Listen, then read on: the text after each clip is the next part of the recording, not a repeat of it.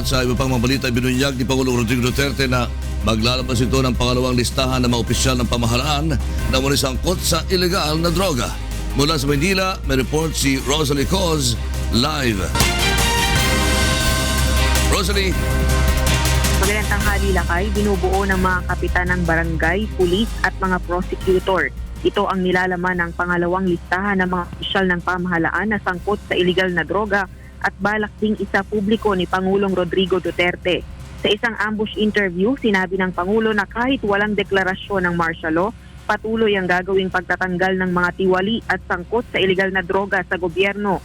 Iginiit din ni President Duterte na tungkulin niyang ibulgar sa publiko ang mga personalidad sa pamahalaang sangkot sa iligal na droga batay sa Executive Order on Freedom of Information.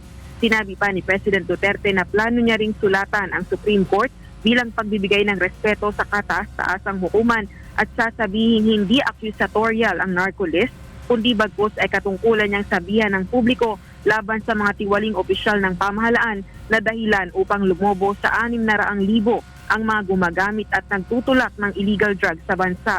Batay sa Pangulo, maraming tumatawag sa kanila at tinatanong kung bakit hindi kabilang sa listahan ang mga kilala nilang personalidad.